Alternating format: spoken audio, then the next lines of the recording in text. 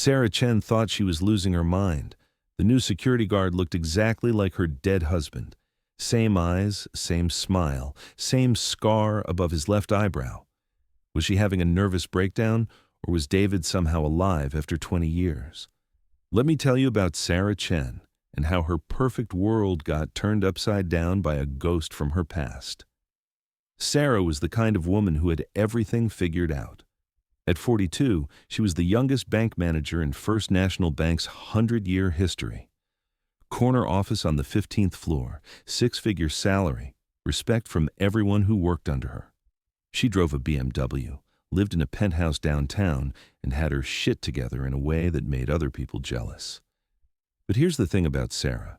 She hadn't always been this put-together ice queen. 20 years ago, she'd been Sarah Williams, a small-town girl who was head over heels, in love with a guy named David Mitchell. David had been everything to her back then. They'd met in college, dated for 4 years, and got married right after graduation. He was funny, charming, and had this way of making Sarah feel like she was the only woman in the world. They had plans, man, big plans. Kids, a house with a white picket fence, growing old together, the whole American dream. Then, on a rainy Tuesday night in October 2003, David went out to pick up Chinese takeout for dinner. Sarah was home grading papers. She'd been teaching elementary school back then, when she got the call that changed everything. "Mrs. Mitchell, this is Officer Rodriguez with the state police. I'm afraid there's been an accident." The car had skidded off Highway 9, rolled down an embankment, and burst into flames. David's body was so badly burned they could only identify him through dental records. Sarah remembered standing in that sterile hospital hallway, staring at a nurse who kept saying, "I'm sorry for your loss," while the world crumbled around her. The funeral was a blur.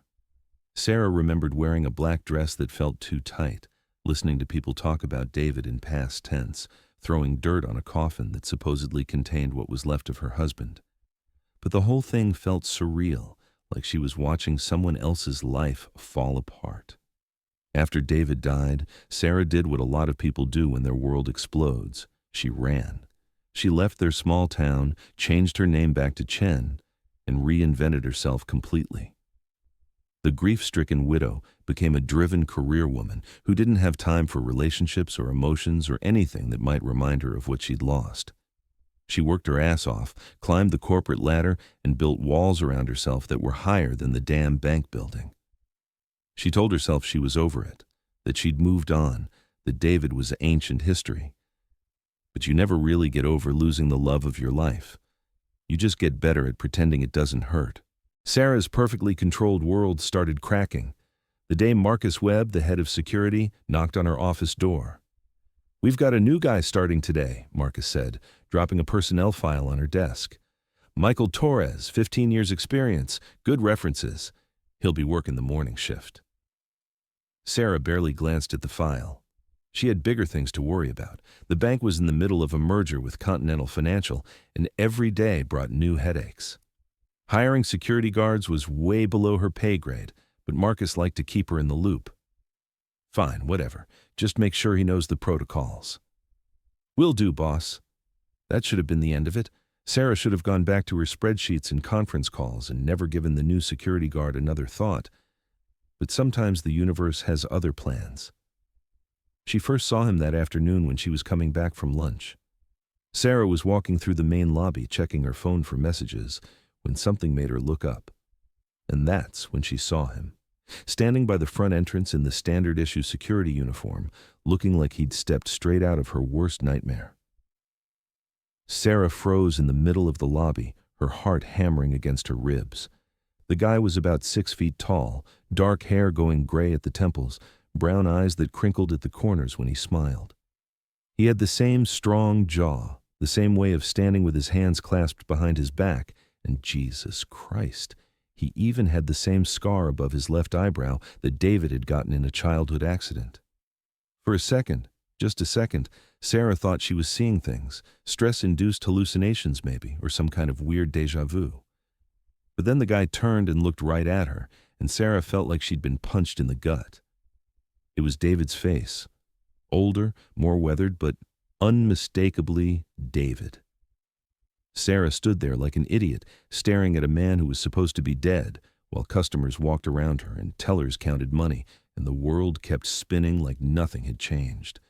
But everything had changed because her dead husband was apparently working security at her bank.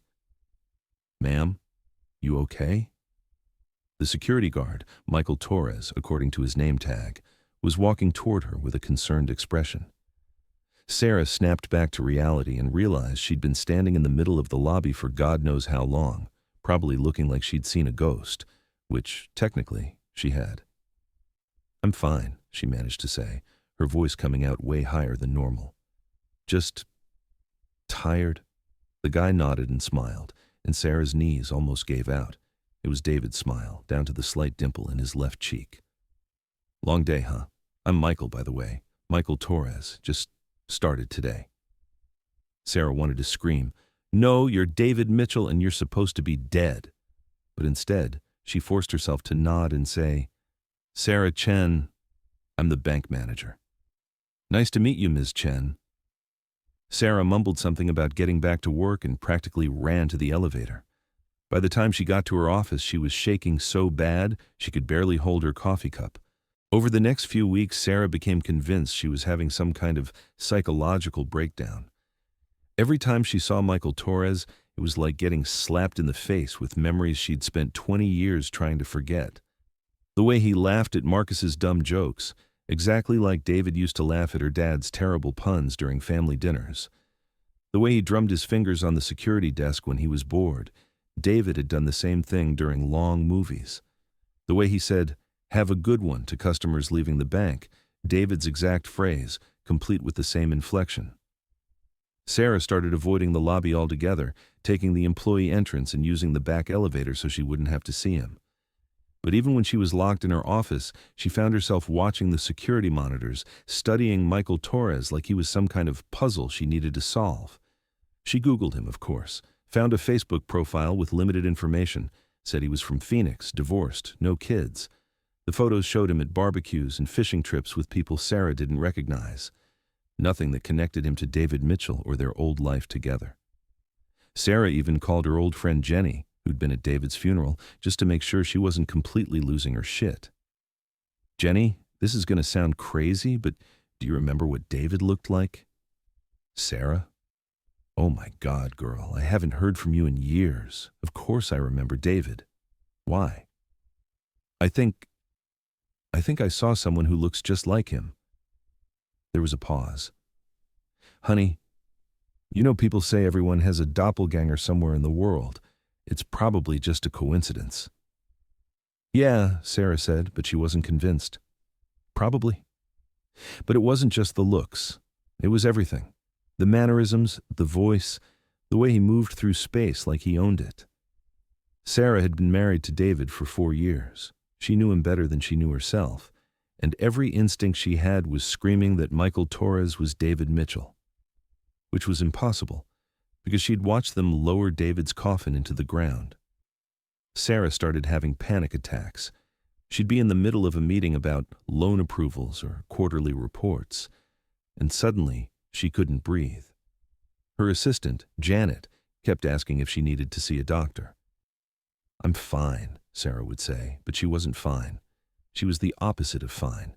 She started drinking more. Just a glass of wine with dinner became a bottle. Then 2 bottles. She'd sit in her penthouse at night, staring at the old photo album she'd never thrown away, comparing pictures of David to her memories of Michael Torres. Same hands, same profile, same stupid cowlick that made his hair stick up on the left side. Sarah knew she had 2 options. Either she was having a complete mental breakdown, or her husband had faked his own death and was now working security at her bank under an assumed name. Both possibilities were terrifying. Sarah decided to get answers, even if they drove her completely insane. She started small, casual conversations with Marcus about the new hire. "How's Torres working out?" she asked during their weekly security briefing. "Good guy, quiet, professional, shows up on time. Can't ask for much more than that." "Where'd he work before?" Marcus consulted his notes. "Couple of different places in Arizona. Security for a shopping mall, then a corporate office building. Clean record, no complaints. Arizona. David had never been to Arizona in his life, as far as Sarah knew. He'd grown up in Ohio, went to college in Pennsylvania, and had never expressed any interest in the Southwest. But that didn't prove anything. People could change, could start new lives in new places, especially if they were running from something.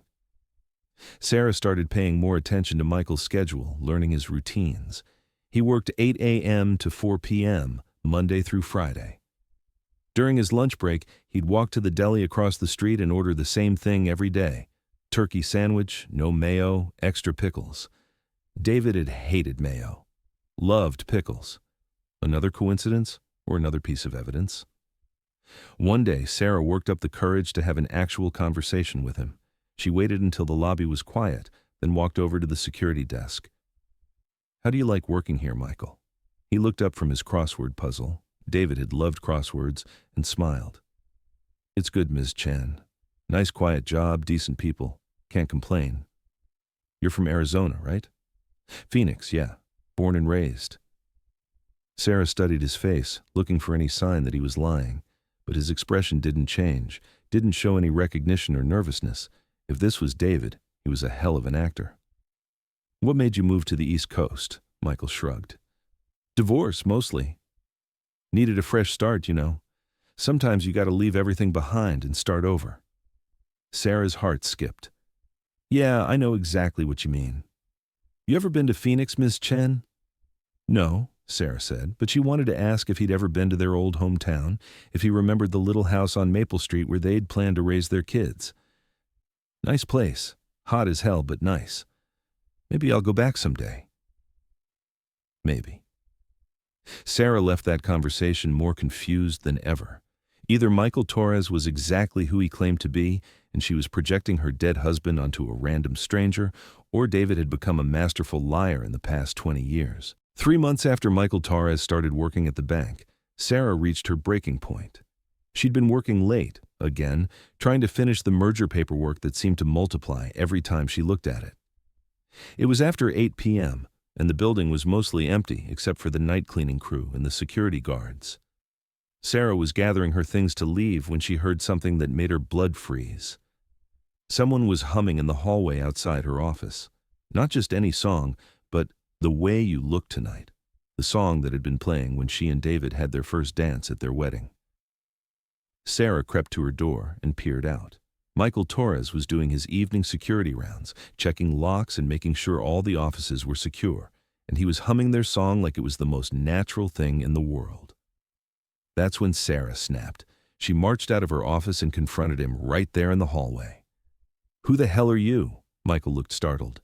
"Ms. Chen, I'm just doing my—" "Cut the bullshit," Sarah's voice echoed off the empty walls. "I know who you are, David." The change in Michael's expression was subtle but unmistakable. For just a second, his carefully neutral mask slipped, and Sarah saw something flicker in his eyes. Recognition, fear, guilt. "Ma'am, I think you're confused. My name is Michael Torres." "Stop lying to me." Sarah was shaking now, 20 years of suppressed grief and anger pouring out of her. "You're David Mitchell. You're my husband. You died in a car crash in 2003, except apparently you didn't, because you're standing right here." Michael looked around nervously, probably checking to see if anyone else was witnessing his boss having a complete meltdown. "Ms. Chen, maybe you should sit down. You seem upset." "Upset?" Sarah laughed, but there was no humor in it. "Upset doesn't begin to cover it. I mourned you, David. I threw dirt on your coffin. I spent 20 years thinking you were dead and you've been alive this whole time." "I'm not David," Michael said quietly, but his voice lacked conviction. Sarah stepped closer, studying every line of his face. "Prove it." "What?" "Prove you're not David. Tell me something about your life that David wouldn't know." Michael opened his mouth, then closed it again. The silence stretched between them like a chasm. "I can't do this," he finally whispered, and when he looked at her, Sarah saw the man she'd fallen in love with 23 years ago staring back at her. "Oh my God," Sarah breathed, "it really is you." David, because that's who he was, regardless of what his name tag said, closed his eyes and let out a long, shaky breath. Hello, Sarah. Sarah felt like the floor had disappeared beneath her feet. Hearing her name in David's voice, after 20 years of silence, was like being struck by lightning. You son of a bitch, she whispered, and then she did something she'd never done in her adult life. She punched him. David staggered backward, holding his jaw, while Sarah stood there with her knuckles throbbing and her heart racing. I deserved that, he said. You deserve a lot more than that. Sarah was shouting now, not caring who heard her. You let me think you were dead. Do you have any idea what that did to me? Sarah, please, let me explain. Explain what? How you faked your own death? How you've been living under a false identity for 20 years? How you took a job at my bank and watched me every day without saying a word? David looked older suddenly, like the weight of 2 decades was crushing down on him. It's complicated. Complicated? Sarah wanted to hit him again. I buried you, David. I stood at your grave and cried until I thought I'd die from it. I gave up everything, our house, our friends, our whole life, because I couldn't stand being in a place that reminded me of you every single day. I know. You know? You know? Sarah was losing it completely now. If you knew, then why didn't you ever contact me? Why didn't you let me know you were alive? David ran his hands through his hair, a gesture so familiar it made Sarah's chest ache. Because I was protecting you. Protecting me from what? David looked around the empty hallway, then took Sarah's arm. Not here. Too many cameras, too many ears. Can we go somewhere private? Sarah wanted to refuse, wanted to call the police and have him arrested for, hell, she didn't even know what crime he'd committed, but it had to be something. But she also needed answers more than she needed revenge. My office, she said curtly. David followed her down the hall, and Sarah was hyper-aware of his presence behind her. The way he walked, the sound of his breathing, even the cologne he wore. It was all achingly familiar and completely surreal at the same time. When they got to her office, Sarah locked the door and turned to face the ghost of her past. Start talking? David sat down heavily in one of her visitor chairs, looking like a man who'd been carrying a terrible secret for far too long. Do you remember Tommy Castellano? Sarah frowned. The guy you went to high school with? The one who got mixed up with some bad people? That's him. What I never told you was that Tommy got involved with the Torino crime family. They were running drugs through the trucking company where I worked. Sarah felt a chill run down her spine. What are you talking about? I didn't know anything about it at first. I was just doing my job, loading trucks, keeping my head down. But then I started noticing things. Shipments that didn't match the manifests, drivers who were too nervous, packages that were way too heavy for what they were supposed to contain. David paused, staring at his hands. I should have minded my own business. I should have just done my job and kept my mouth shut. But I couldn't stand the idea that kids were getting hooked on drugs that were passing through my workplace. So what did you do? I went to the FBI, told them everything I'd seen, everything I suspected. They asked me to keep working, to gather evidence. Said they'd protect me. Sarah sank into her desk chair, trying to process what she was hearing. You were working undercover? For about 6 months. I wore a wire, took pictures, documented everything. We built a solid case against the Torinos and their whole operation. Why didn't you tell me? David's eyes filled with tears. Because I was an idiot. The FBI said it was safer if you didn't know, that it would be over soon, and then we could go back to our normal life. I thought I was protecting you. Sarah remembered those last few months before David's supposed death. He'd been distracted, stressed, working late more often. She'd thought he was just going through a rough patch at work. What went wrong? Someone in the FB, I was dirty, feeding information to the Torinos. They found out about me 3 days before the arrests were supposed to happen. David's voice was steady now, but Sarah could see the pain in his eyes. They came to the house, Sarah, while you were at school. 3 guys with guns looking for me. Sarah's blood turned cold. Oh my God. I wasn't there. I was at the FBI office going over my testimony. But Mrs. Henderson from next door called me, said there were strange men asking about me. That's when I knew we were blown. Sarah remembered Mrs. Henderson, their elderly neighbor who spent most of her time watching the street from her front window. I called Agent Morrison, told him what was happening. He said they were moving up the timeline, making arrests that night, but I needed to disappear immediately. He said if the Torinos couldn't find me, they might come after you. So you faked your death? David nodded. Morrison had a contact in the coroner's office. They staged the accident, used a John Doe body that was about my size. Dental records, DNA evidence, everything was falsified. As far as the world was concerned, David Mitchell died in a car crash on Highway 9. Sarah felt sick. And I never knew any of this. Morrison thought it was better that way. He said if you genuinely believed I was dead, you'd be safer. The Torinos would have no reason to bother you. What about the funeral? The burial. I watched from a distance, saw you standing there in that black dress, crying. David's voice broke. It was the hardest thing I've ever done, but I told myself it was temporary. Once the trial was over, once the Torinos were in prison, I could come back. But you never did. David shook his head. 3 months after the fake funeral, Agent Morrison was found dead in his car. Made to look like a suicide, but I knew better. Someone had gotten to him. Sarah was starting to understand the full scope of what David had been dealing with. I realized then that it wasn't safe for me to come back. Maybe not ever. The Torinos had connections everywhere. Cops, judges, federal agents. If they found out I was alive, they'd kill both of us. So you just stayed dead. I went into witness protection, got a new identity, a new life. Michael Torres was born, and David Mitchell stayed buried. Sarah stared at him, trying to reconcile the man she'd loved with the stranger sitting across from her.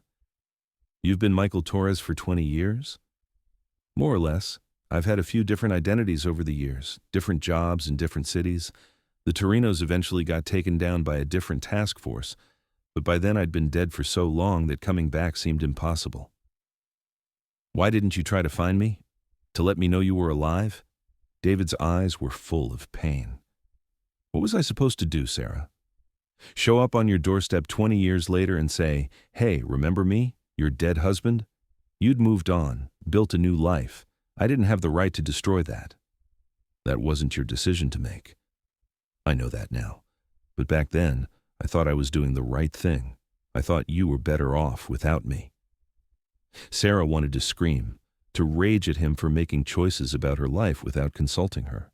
But she also understood on some level why he'd done what he'd done.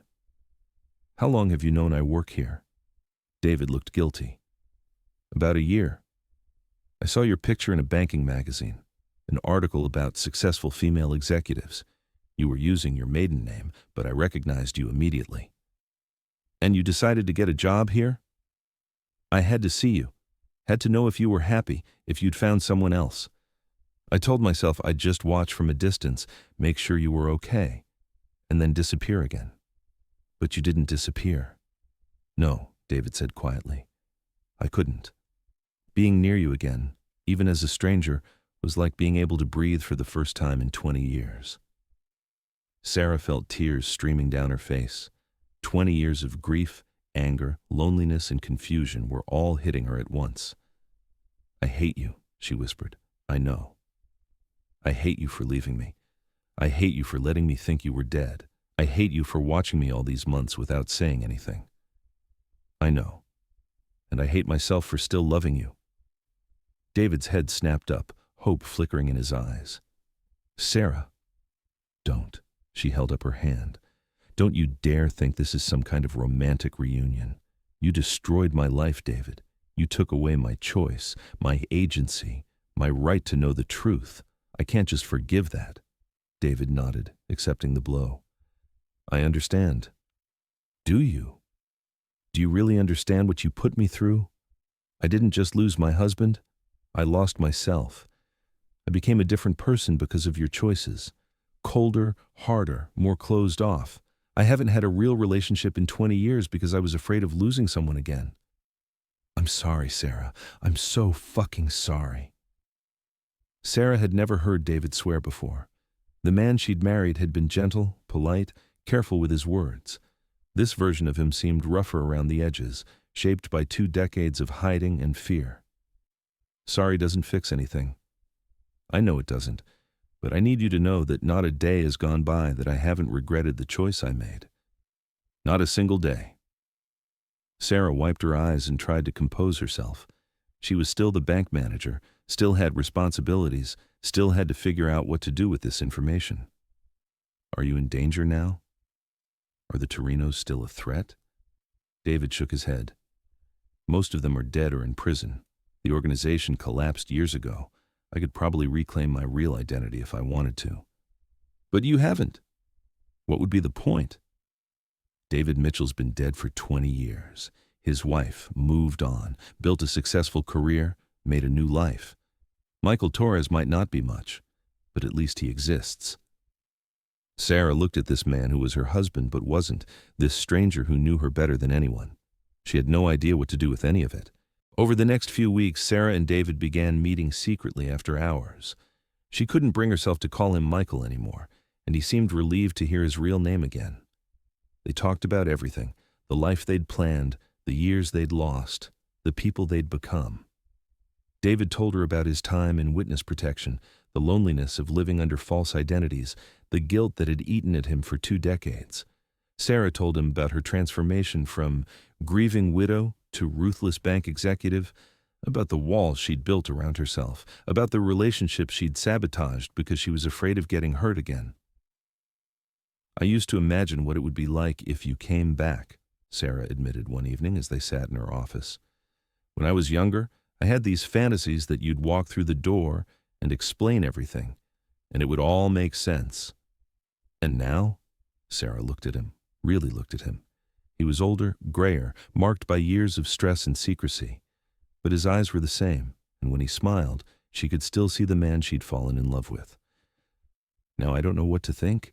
You're not the same person who left me, and I'm definitely not the same person you left behind. Maybe that's not necessarily a bad thing, isn't it? We were happy, David. We had plans, dreams. We were going to have kids, buy a bigger house, grow old together. Instead, we became strangers. David was quiet for a long moment. Do you think, is there any chance we could try again? Not as who we were, but as who we are now. Sarah had been dreading that question because she didn't know the answer. Part of her wanted to fall back into David's arms and pretend the last 20 years had never happened, but another part of her, the stronger part, knew it couldn't be that simple. I don't know if I can trust you again, she said honestly. You made a choice to leave me behind, to let me think you were dead. Even if your reasons were good, even if you thought you were protecting me, you still chose to hurt me rather than trust me with the truth. I was young and stupid and scared. We both were, but I would never have abandoned you, no matter how dangerous things got. I would have faced it together with you. David nodded, tears in his eyes. I know, and that's something I'll have to live with for the rest of my life. Sarah stood up and walked to the window, looking out at the city lights. I need time, David. I need time to process all of this, to figure out who I am now that you're back from the dead. I understand. And I need to know that if we try this, if we try to build something new, you'll never lie to me again. No more protecting me from the truth, no more making decisions about my life without consulting me. Never again. I promise, Sarah turned back to him. I also need to know why you really took this job. Was it just to see me? Or is there something else? David hesitated, and Sarah felt her heart sink. David? There's something else, he admitted. When I saw that article about you, I also saw that First National was being targeted for a merger. I looked into Continental Financial, and they have some questionable connections. What kind of connections? The kind that remind me of the Torinos. I think you might be in danger, Sarah. Sarah felt like she'd been punched in the gut. Are you telling me that after 20 years, we're right back where we started? I don't know yet, but I couldn't take the chance. I had to be here to protect you. Sarah laughed, but there was no humor in it. So once again, you're making decisions about my safety without consulting me. Sarah, get out. What? I said get out. I need time to think, and I can't do that with you here.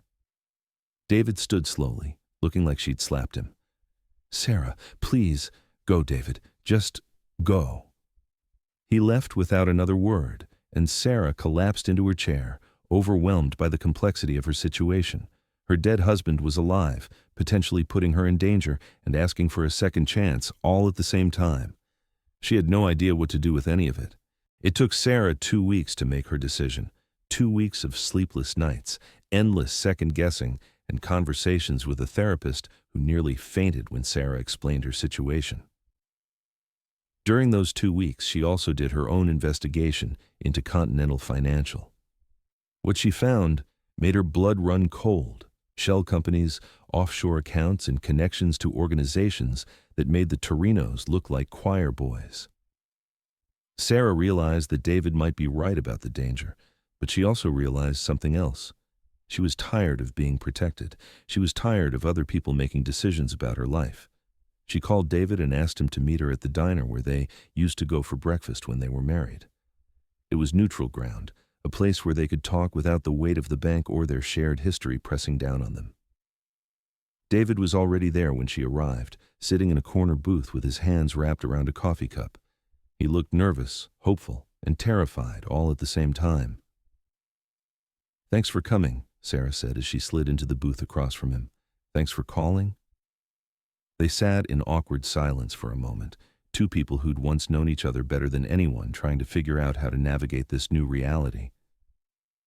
I've been thinking about what you said, Sarah began, about Continental Financial.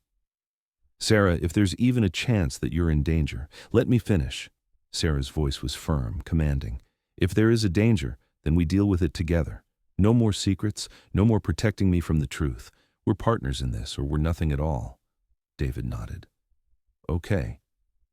I've also been thinking about us, about whether there's any way to move forward. David held his breath, waiting for her verdict. I don't know if I can ever forgive you completely, Sarah said. What you did, the choice you made, it changed me in ways that can't be undone. I'm not the same person I was when you left. I know. But, Sarah continued, I'm also not willing to let fear make my decisions for me anymore. I spent 20 years building walls, protecting myself from getting hurt again. And you know what? It didn't work. I was miserable, lonely, and incomplete. David's eyes were full of hope now. So, here's what I propose, Sarah said. We start over, not as David and Sarah from 20 years ago, but as two people who have history and baggage and a lot of work to do. We take it slow, we're honest with each other, and we see what happens. Are you sure? Sarah reached across the table and took his hand, the same hands that used to hold hers, now scarred and weathered by 20 years of living a lie. I'm sure, but I have conditions. Anything. First, you quit the security job. If we're doing this, we're doing it honestly. No more hiding behind fake identities. Done.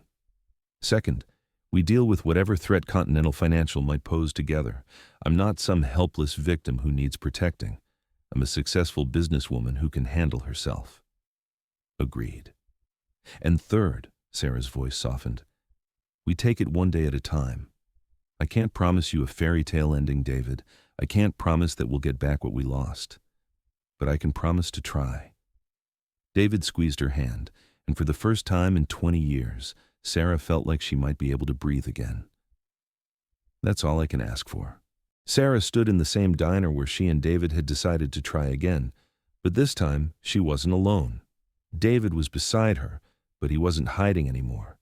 He'd reclaimed his legal identity, testified against the remaining members of the Torino organization, and helped the FBI uncover Continental Financial's connections to money laundering. The merger had been blocked, Sarah's bank remained independent, and the threat that had haunted them for decades was finally over. They weren't the same people they'd been 20 years ago. Sarah was harder, more cautious, slower to trust. David was more serious, marked by years of living in fear and isolation. But they were learning to love the people they'd become, not just mourning the people they'd lost. You know what I realized? Sarah said as they walked out of the diner hand in hand. What's that? We got our second chance after all, It just took a little longer than we expected." David smiled, the same smile that had made her fall in love with him all those years ago, but weathered by experience and made more precious by everything they'd survived. Better late than never, right? Right. They walked down the street together, two people who'd found their way back to each other despite impossible odds. It wasn't the fairy tale ending they'd imagined when they were young, but it was real, and it was theirs. And sometimes, that's enough. Sometimes the people we lose come back to us in ways we never expected. Sometimes healing takes 20 years, and sometimes love is strong enough to survive even death, or the illusion of death. Trust, once broken, can be rebuilt, but it takes time, patience, and the willingness to start over. What do you think about Sarah and David's story? Can love survive such a massive betrayal? Is it possible to rebuild trust after 20 years of lies? Thank you very much for listening. Please let us know what you think of this story in the comments. Don't forget to like the video and subscribe to the channel. Turn on notifications so you don't miss any other videos.